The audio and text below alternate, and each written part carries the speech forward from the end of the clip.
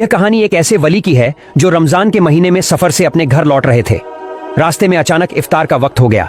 उनके पास रोजा खोलने के लिए कुछ भी नहीं था, न खाना न पानी। वो एक घर में गए और वहां एक सुंदर लड़की को देखकर बोले, हे मुस्लिम बहन, मैं रोजेदार हूँ, सफर में था और अचानक इफ्तार का वक्त हो गया, मेरे पास एक बूंद पानी भी नहीं है, क्या तुम मुझे थोड़ा पानी दे सकती हो ताकि मैं रोजा खोल सकूं? लड़की ने मुस्कुराते हुए कहा, आप अंदर आइए, मैं इंतजाम करती हूँ। वो लड़की उन्हें अंदर ले गई और तरह तरह के खाने उनके सामने रख दिए। वली ने अल्लाह का शुक्र अदा किया और इफ्तार कर लिया। लेकिन उन्हें ये नहीं पता था कि वो लड़की कोई आम लड़की नहीं थी, वो इस शहर की मशहूर महिला थी। लोग उसे रात की रानी कहते थे। उसका असली नाम लैला था। अगले दिन जब वली सो रहे थे, उन्होंने सपना देखा। एक सफेद कपड़ों में शख्स उनके पास आया और बोला, ए अल्लाह के बंदे, तुम एक सच्चे मोमिन होकर एक बदनाम औरत के घर कैसे इफ्तार कर सकते हो? वली चौंक गए, बोले, मुझे तो कुछ पता ही नहीं था, अगर मुझे पता होता तो मैं कभी वहां नहीं जाता। तब उस शख्स ने कहा, उस औरत ने तुम पर एहसान किया है, तुम्हें खाना खिलाया है, अब तुम्हारा फर्ज है कि तुम भी उस पर एहसान करो, उसे गलत रास्ते से निकाल कर सही राह पर लाओ। वली ने कहा, क्या ये इतना आसान है? वो एक वेश्या है, शहर के अमीर लोग उसके पास जाते हैं, क्या वो सब कुछ छोड़ देगी? उस शख्स की आवाज सख्त हो गई, तो क्या सिर्फ इसलिए कि वो पाप में है वो अच्छा नहीं बन सकती? क्या तुमने कभी उसे अच्छाई का रास्ता दिखाया? वली चुप हो गए, बात उनके दिल तक उतर गई। अगले दिन वो फिर लैला के पास गए।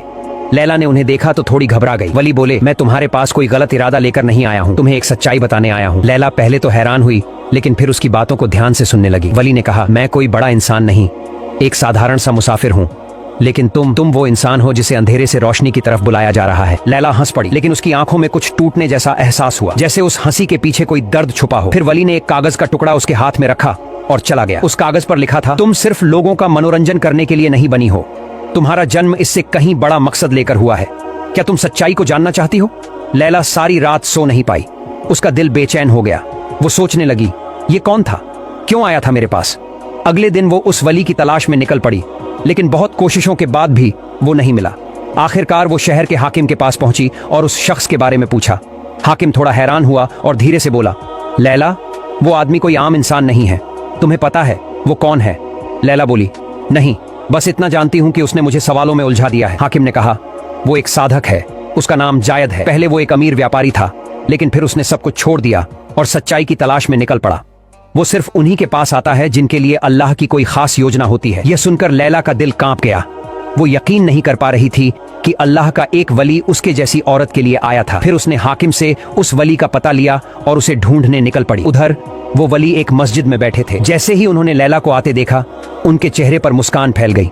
वो धीरे से बोले, तुम आ गई, मुझे भरोसा था तुम जरूर आओगी। लैला की आवाज सूखी और भारी थी। उसने पूछा, आपने मुझे इन सवालों के सामने क्यों खड़ा कर दिया? वली मुस्कुराए और बोले, क्योंकि तुम जानती हो कि तुम सिर्फ एक रात की सुंदरता के लिए नहीं बनी हो, अल्लाह ने तुम्हें एक घर की रानी बनने के लिए भेजा है। ये सुनकर लैला का दिल फिर से कांप उठा। वली ने फिर पूछा, लैला, तुम इस रास्ते पर कैसे आई? क्या कभी अपने आत्मसम्मान के बारे में सोचा? लैला की आंखें भर आईं, आंसू बहते हुए बोली, कोई लड़की अपनी मर्जी से अपनी इज्जत नहीं बेचती, हालात उसे मजबूर कर देते हैं। मैंने बचपन में ही अपने माँ बाप को खो दिया था, फिर एक व्यापारी ने मुझे गोद लिया, पर कुछ दिन बाद उसने धोखा दिया और मुझे ऊंची कीमत में एक वैश्या को बेच दिया, तभी से मेरी ये हालत है। उसकी बात पूरी भी नहीं हुई थी कि तभी दो हथियारबंद लोग वहां दौड़ते हुए आए। उनमें से एक गुस्से में बोला, लैला, तेरा पुराना जीवन ही तेरा सच है, तू कभी बदल नहीं सकती, तू हमारी ताकत है। फिर उसने हथियार उठाकर वली की तरफ बढ़ाया। लैला का दिल धड़कने लगा। एक पल के लिए वो डर गई, पर फिर उसने साहस जुटाया और बोली, इस आदमी को कुछ मत कहना, ये बेगुनाह है, बताओ तुम क्या चाहते हो? एक आदमी बोला, तुम हमारे लिए एक रत्न हो, अगर तुम चली गई तो हम बर्बाद हो जाएंगे। ये सुनकर लैला को बहुत चोट पहुंची।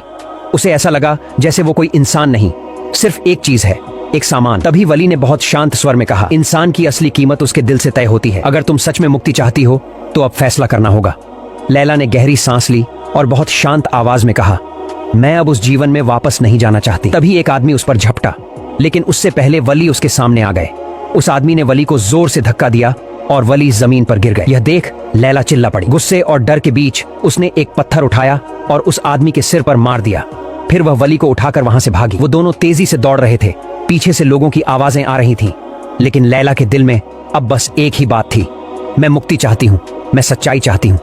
कुछ समय बाद वे एक पुरानी इमारत में पहुंचे और वहां छिप गए। वली, जिनका नाम जायद था, उनके माथे से खून बह रहा था। उन्हें बुखार था, लेकिन आंखों में शांति थी। थकी आवाज में बोले, लैला, तुम अपनी पहली जंग जीत चुकी हो। लैला हाँफते हुए बोली, लेकिन मेरी राह तो अभी शुरू भी नहीं हुई है, पता नहीं आगे क्या होगा। जैद मुस्कुराए और बोले, यही तो असल बात है, मुसाफिर की राह कभी आसान नहीं होती। उधर शहर के एक कोने में फिर से वही लोग इकट्ठा हो रहे थे। उन्हें पता था कि लैला भाग गई है, लेकिन ये नहीं पता था कि अब लैला रात की रानी नहीं रही। वो एक नई राह पर चल पड़ी थी। पुरानी इमारत में छुपी लैला का दिल अब भी तेज धड़क रहा था, लेकिन अब उस धड़कन में डर नहीं, साहस था, मुक्ति का स्वाद था। फिर वो जायद से धीरे से बोली, अब हम क्या करेंगे? तब जायद ने थोड़ी देर सोचकर कहा, तुम्हें शहर छोड़ना होगा लैला, लेकिन ये अंधेरी दुनिया तुम्हें इतनी आसानी से नहीं जाने देगी। ये सुनकर लैला चुप हो गई। फिर धीमी आवाज में बोली, पर मैं कहाँ जाऊं? इस दुनिया में मेरा कोई नहीं है। जायद ने बड़ी शांति से जवाब दिया, अल्लाह के दरबार में जिसका कोई नहीं होता वही सबसे ताकतवर होता है। अल्लाह पर भरोसा रखो। उन्होंने वादा किया है, जो उनकी राह पर चलना चाहता है उसके लिए वे कई रास्ते खोलते हैं। इसके बाद वे रात के अंधेरे में शहर से बाहर निकल पड़े, लेकिन थोड़ी ही दूर चलने पर उन्हें देखा कि शहर की सीमा पर हथियार लिए लोग गश्त कर रहे थे। लैला ने गहरी सांस ली। तब जायद ने उसके कंधे पर हाथ रखकर कहा, डरने की जरूरत नहीं है। शहर में एक पुरानी सुरंग है जिसे बस कुछ लोग ही जानते हैं, हम उसी से निकलेंगे। लैला हल्के से मुस्कुराई और बोली, डर किसका? आप साथ हैं तो डरने की कोई बात ही नहीं, लेकिन मैं किसी भी तरह से मुक्ति चाहती हूँ। वे सुरंग के रास्ते चलने लगे। कुछ ही देर में पीछे से पैरों की आवाजें आने लगी, जैसे कोई उनका पीछा कर रहा हो। जायद ने लैला की ओर देखा और गंभीर स्वर में कहा, अब यह तुम्हारे ऊपर है लैला। क्या तुम रोशनी की ओर जाना चाहती हो या फिर अंधेरे में लौटना? लैला ने आंखें बंद की, फिर धीरे से कहा, मैं रोशनी चाहती हूँ, मैं अंधेरे में नहीं लौटना चाहती। फिर थोड़ी देर चुप रहकर उसने फुसफुसाते हुए पूछा, क्या हम पकड़े जाएंगे? जायद की आवाज में गहराई थी।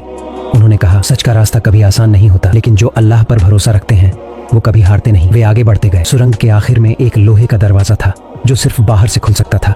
ये देखकर लैला घबरा गई और बोली, अब क्या होगा? पीछे से तो आवाजें आ रही हैं। तब जायद ने दुआ पढ़ी और बिस्मिल्लाह कहते हुए दरवाजे को धक्का दिया।